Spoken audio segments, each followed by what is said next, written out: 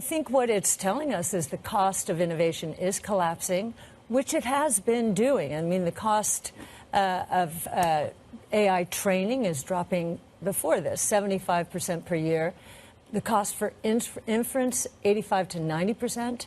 I think it throws the weight more towards inference chips from training chips. And so NVIDIA's highly exalted, and deservedly so, in the training chip space. Inference is a lot more competitive. OK, do we fully understand the implications of that? Because the question that everybody's asking this morning is, do I buy the dip? So if we're seeing the landscape changing, is it too early to make that transition and understand what the implications of it are? Yes, we've been studying the tech stack and where we think it's going. We're going to put out big ideas in, I think, a week. Give us some hints. Yes, so here's a hint. We do think there are share shifts taking place within the tech stack. We think infrastructure as a service is going to stabilize the share. Software as a service will come down a share. However, I've said all of that. All of them will be growing rapidly. It's just how rapid. Okay. If inference is going to become cheaper, is this going to be a situation that drives more demand? We were talking about, is that where the positivity comes from? For the companies that don't train but do infer, yes. How positive is this going to be? It's going to be extremely positive. So those using AI, whether for productivity or other applications, are going to benefit. We think the two most profound use cases right now, besides increasing productivity for everyone, autonomous mobility, so think cars, drones, and so forth, and interestingly, the healthcare space. We think the convergence of various sequencing technologies, AI, and CRISPR gene editing, that convergence is going to cure more and more diseases over time. So these sound like huge positives for the businesses that are involved in that stream. What does it tell us about US tech overall? We had a conversation yesterday about whether this is some kind of end of US exceptionalism, and that might be in terms of stocks broadly, but in terms of the US tech sector, are we talking about that? Or is this just, the Sputnik moment that's been mentioned many times, a chance for the US now to catch up again? Yes, I think competition is great for the U.S., and DeepSeek is competition, no doubt about it. I'm hearing all of the titans, tech titans, speak of it glowingly. I don't think we know everything about it yet. So, no, I think it's competition is good for the United States. Lowering costs is great for the world. The collapse in the cost of innovation should help all regions of the world. I will say that new productive forces, which was Xi Jinping's new phrase, I think 18 months ago, seems to be showing through right now. Common prosperity was the previous one, and I still think that's in effect. That was more about margins. This is about innovation. So we're looking more closely at China now. I want to pick up on China in just a moment, but I want to go back to that point you make about cost of innovation collapsing specifically. That would almost lead to the fact that perhaps it brings down the barriers of entry for mid-cap tech firms or maybe people away from the hyperscalers. But you haven't seen that second level outside of the AI adopters really catch the same bid in the way you see Amazon or Microsoft or even Oracle catch up a little bit. What's the hiccup there if, as you say, the cost of innovation is collapsing? Why aren't some of these stocks reflecting that? Well, I think there's a big debate going on. And if you look at the second, third, and fourth quarter of last year, you look at the mega caps and the rest of the stocks in the S&P 500, you'll see mega caps in the second and the fourth did very well.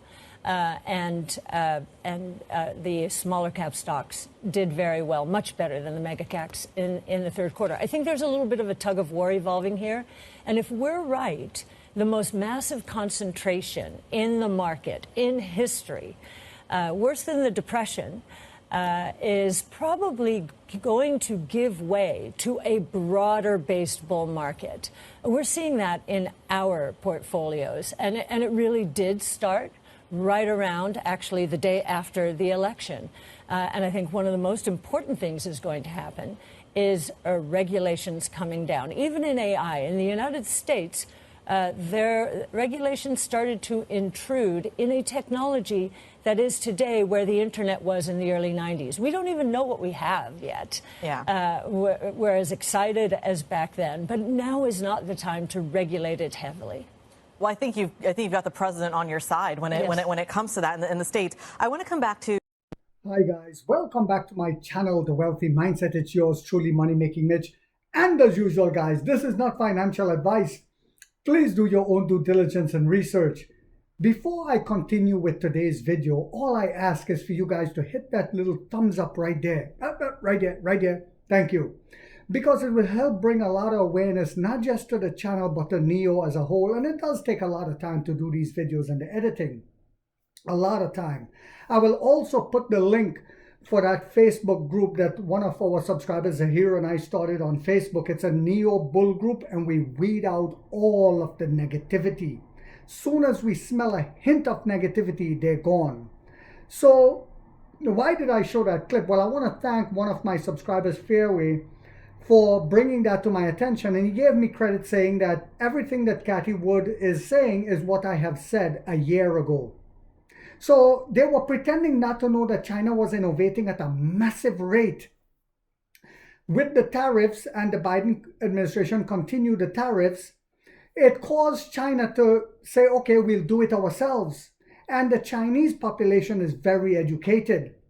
So I've been talking about this. I also spoke about the Orange Lion coming into office. A lot of things will change: businesses, business models, the way they do business with China. He understands it's a different world he's coming into. Everything I spoke about is coming to pass. And it's not because I have a college degree in business or finance. It's because of just critical thinking and common sense. When I spoke about these things, I took a lot of heat for that on my channel. I lost viewership, but it's okay, because I will always speak the truth. I will always call it the way I see it. And then as it play out, people will realize, oh, Money Making Mitch might have been right about that. So we, as Nio themselves, invented that God chip, that Shenji chip. I understood, I should say, the magnitude and the gravity of that. Imagine an EV company inventing their own driverless chip that is 4 times faster than NVIDIA or an X chip. The shorts are still pretending on Wall Street here, the big shorts, to not know that, and they keep dragging it down illegally. They do, well, it's considered legal in America, not the rest of the world. And they're pretending, oh, well, where's the delivery numbers? Even when Nio is outselling the premium brands, Mercedes, Audi, BMW, Porsche, combined.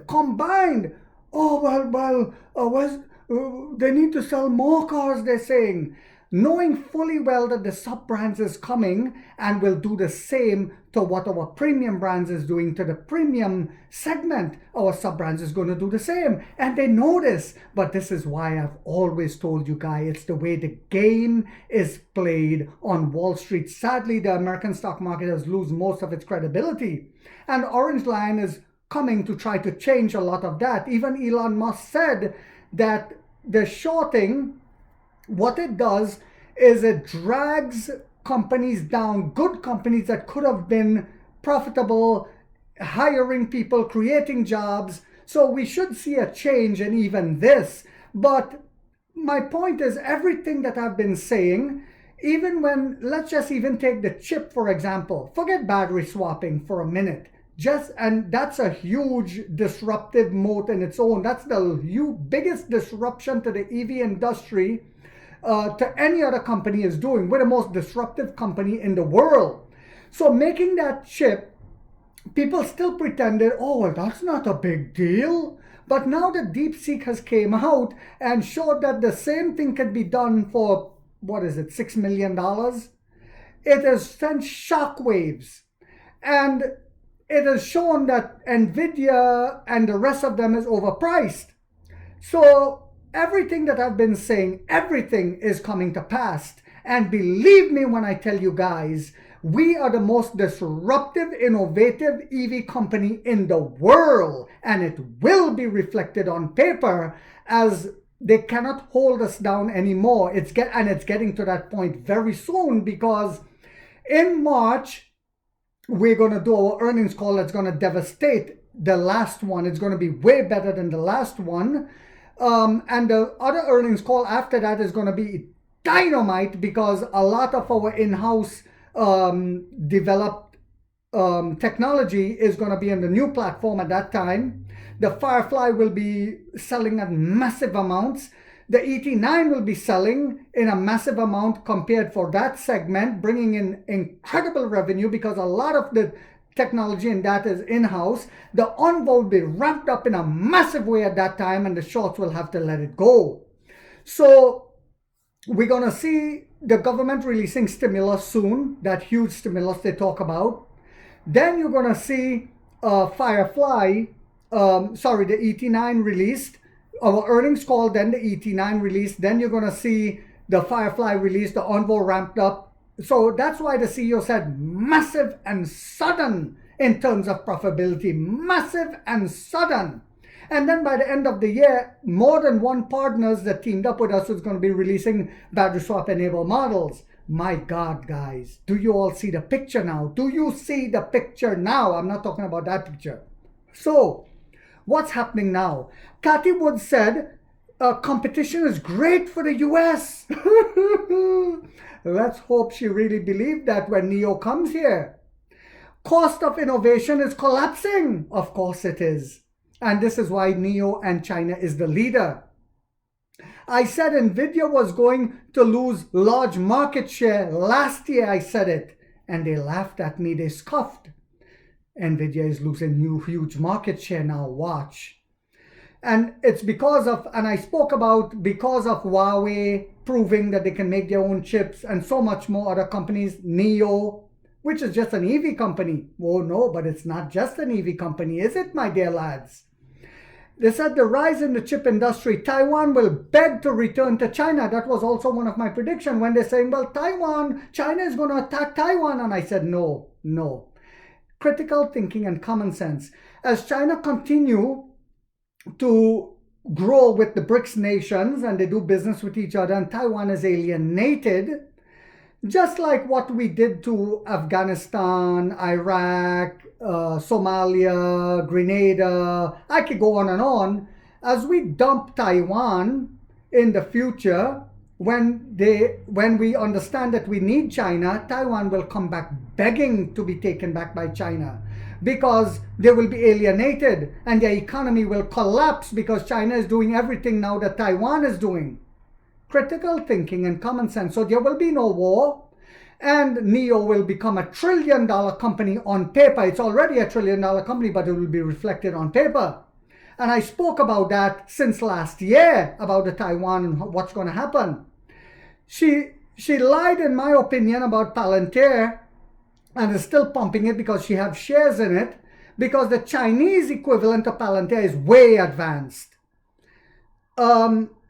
Autonomous mobility, again, Nio is ahead of the game. She spoke about that. CRISPR, she spoke about CRISPR, which is a company I also have shares into, and she's talking about gene editing and how they're going to solve a lot of problems with diseases. I truly believe that.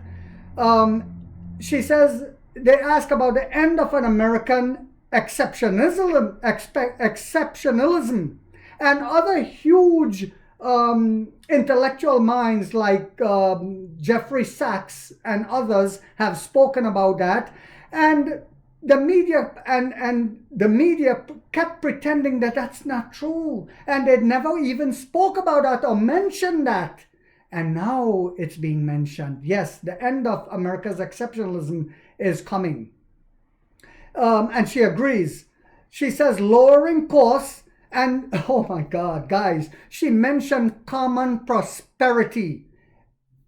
Haven't I been talking about that on this channel for over a year? That Xi Jinping idea of common prosperity where everyone benefits.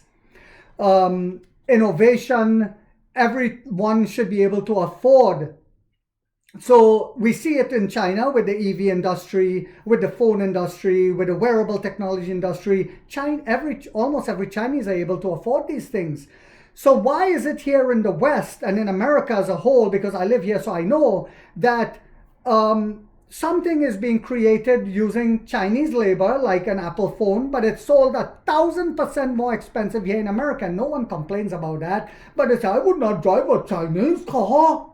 Well, you already are, you fool, because most of the technology is made in China. That's in your car, that's in your fridge, that's in your TV, that's in your phone, that's in your wearable technology. That's in everything. So why not?